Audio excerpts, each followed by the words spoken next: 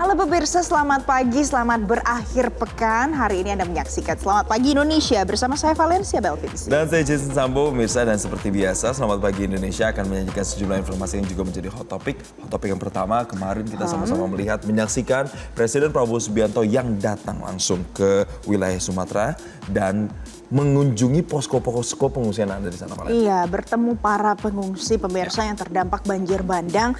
Di salah satunya ada di posko pengungsian SMP 2 Wih Pesam di Kabupaten Bener Meriah, Aceh. Dan ini adalah situasinya pada saat kemarin Presiden Prabowo Subianto mencium seorang anak di sana yang jadi korban banjir bandang dan tanah longsor. Nah, kita lihat ya, banyak warga yang jadi korban ingin bertemu dengan Presiden Prabowo, bahkan menyampaikan apa keluh kesah mereka selama berada di pengungsian. Nah, warga juga berharap supaya jembatan akses warga di wilayah tengah Aceh yang rusak supaya segera diperbaiki.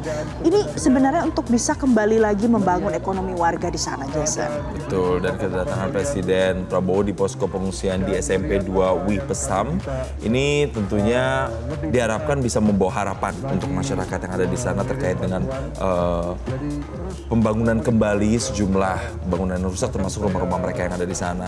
Dan kepada para pengungsi, Presiden memastikan seluruh kebutuhan dasar nantinya akan dipenuhi dengan baik, dan Presiden juga meminta jajaran pemerintahnya terutama di pemerintah daerah setempat untuk juga memperhatikan betul segala keperluan pengungsi baik dari bahan pangan, pakaian mereka, kebutuhan balita sampai layanan kesehatan juga harus terpenuhi dengan baik.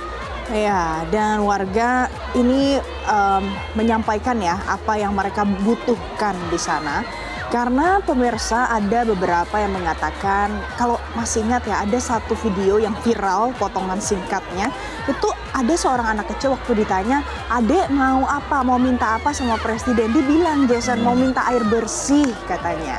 Jadi ini adalah salah satu yang kemudian jadi keluh kesah yang nyata langsung disampaikan kepada Presiden. Betul, tapi selain itu juga Presiden kemarin juga sempat minta maaf ke Valen karena listrik di wilayah kemarin kan juga ke Aceh Tamiang ya, itu dikatakan belum 100% bisa menyala, jadi Presiden minta maaf. Dan salah satu hal poin penting yang menarik yang kemarin juga disinggung adalah Presiden itu melarang loh penebangan pohon secara sembarangan. Gitu.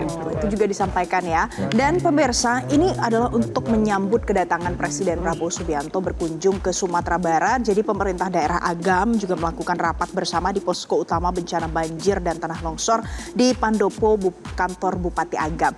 Dan jalan lintas nasional hari ini masih tutup kecuali roda 2 dan juga yang buka 2 sesi gitu. Jadi maksudnya buka tutup gitu ya, Jason. Tapi untuk informasi terkininya kita bergabung bersama dengan Am Fraser di Agam, Sumatera Barat. Selamat pagi Am Fraser. Jadi bagaimana persiapan dari kunjungan Presiden Prabowo ke Sumbar dan daerah mana saja yang nanti akan dikunjungi? Ya, selamat pagi pemirsa. Memang rencana hari ini Pak Presiden Prabowo akan berkunjung ke Sumatera Barat. Dari informasi yang beredar yang kita rangkum itu adalah ada 3 lokasi yang akan dikunjungi. Itu pertama adalah di Kabupaten Padang Pariaman, mungkin di daerah Tobo. Yang kedua adalah di Kabupaten Agam. Ini mungkin akan dikunjungi adalah daerah Kecamatan Palembayan. Dan yang ketiga adalah di Kabupaten 50 Kota.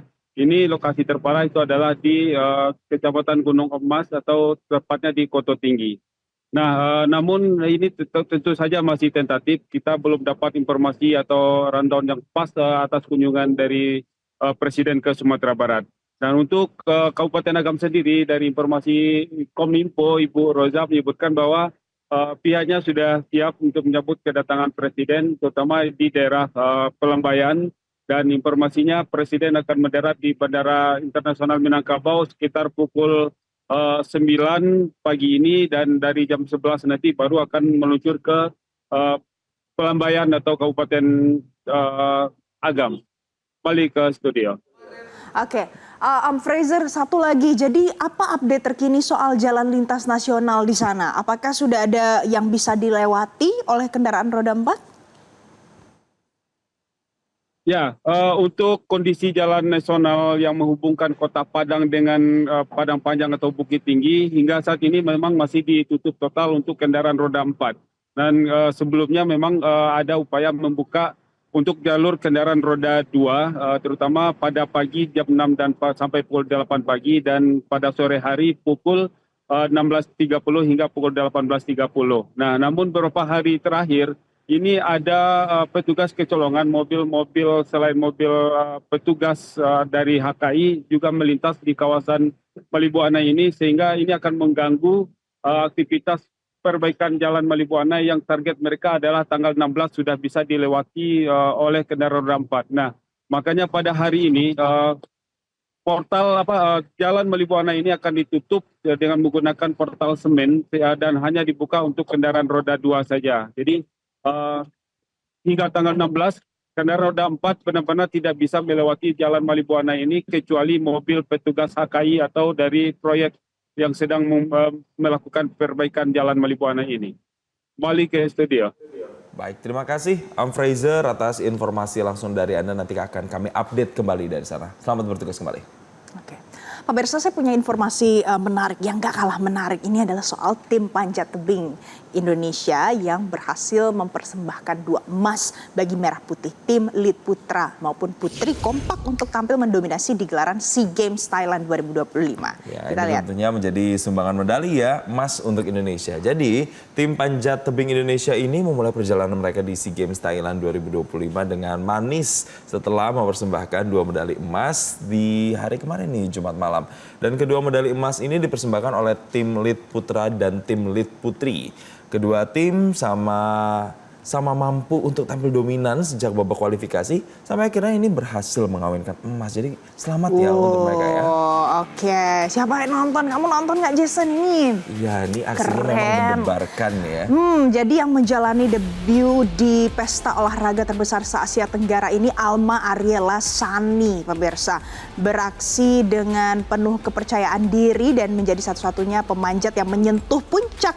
Jadi pencapaian Alma disempurnakan pemanjat putra Arden Cikal Darmawulan yang juga sukses membuat tim panjat tebing lead menyuguhkan 1 emas tambahan lagi untuk Indonesia. Keren. Keren ya? Ya, ini harus kita dukung terus ya untuk atlet-atlet kita yang saat ini juga masih berjuang untuk membawa nama Indonesia di SEA Games, pemirsa.